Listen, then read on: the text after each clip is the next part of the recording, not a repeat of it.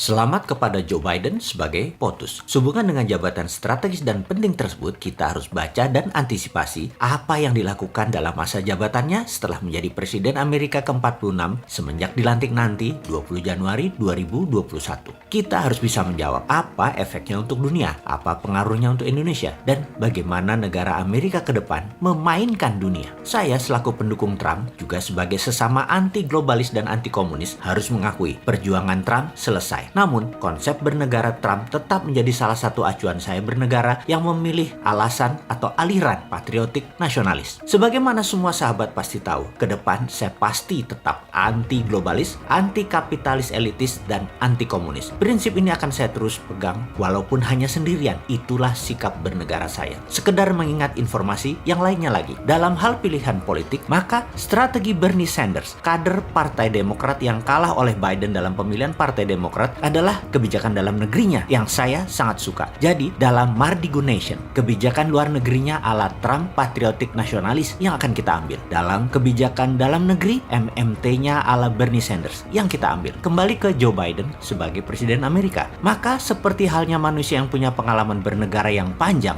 jabatan strategis itu bukan menteri yang akan dipilih dahulu, tetapi jabatan siapa pemimpin lembaga intelijen dan pertahanan seperti NSC, FBI, DIA, dan CIA. Maka jabatan Direktur CIA menggantikan Gina Haspel adalah orang Joe Biden yang saya perkirakan adalah Michael Morell yang saat ini adalah Wakil Direktur CIA. Dia adalah orang lama yang sangat loyal kepada Clinton, Obama, juga Biden. Kita lompat sebentar untuk mengingat ada sebuah undang-undang yang dibuat oleh Partai Demokrat zaman Obama yang dikawal oleh beliau dulu dan timnya yang harus kita awasi dari sisi Indonesia adalah mereka mengusulkan Undang-Undang Foreign Relation Authorization Act yang spesifik membahas tentang Papua. Hati-hati, ini buat Indonesia. Lalu, gerakan CIA zaman Michael Morell waktu masih muda adalah mendukung gerakan Kosovo Liberation Army yang kemudian mendirikan sebuah negara baru. Sekali lagi, hati-hati dengan demokratnya Amerika. Pak SBY sudah merasakan dengan banyaknya bom meletus waktu itu, Obama presidennya dari Demokrat. Soekarno sudah merasakan dengan dilengserkannya posisinya, yaitu presiden kala itu adalah LBJ, Lyndon B. Johnson dari Partai Demokrat juga. Soeharto sudah merasakan dengan serangan ekonomi hitman di zaman Clinton. Habibie sudah merasakan juga di zaman Clinton juga presiden Amerikanya, yaitu lepasnya Timur Timur. Operasi CIA selalu dimainkan oleh mereka Partai Demokrat. Gerakan insurgensi adalah ciri dari mereka. Kalau Partai Republik perangnya di permukaan, Partai Demokrat warfare-nya pakai CIA operation dan shadow. Saya jadi takut urusan Papua. Itu saja. Kalau sama Trump, saya nggak takut Indonesia bakal belah karena bukan targetnya Trump. Trump musuhnya Tiongkok dalam hal dagang dan ideologi demokrasi Amerika versus komunisme juga dengan Tiongkok. Namun Demokrat beda game plan mereka. Mudah-mudahan data saya ini adalah data lama, bukan data masa depan. Namun sebagai seorang yang menganalisa belasan tahun diajarkannya adalah pakai threat analysis. Maka data lama, kebiasaan lama seseorang selalu dipertimbangkan sebagai bahan pembanding di dalam saya menganalisa threat analysis. Kita buka strategi Madam Secretary Hillary Clinton yang terkenal dengan perkataannya pivot to Asia. Ini akan menjadikan perebutan sumber daya alam ke arah Asia. Front Timur Tengah untuk energi, minyak dan gas bumi, dan Asia Tenggara untuk sumber daya alam mineral seperti baterai dan lain sebagainya. Maka apa yang Tiongkok lakukan di Indonesia akan juga diikuti oleh Amerika. Di mana zaman Trump, ground floor-nya adalah di negara masing-masing. Tiongkok, Amerika dengan perang dagang. Zaman Biden yang diperebutkan adalah sumber daya alam yang ground floor-nya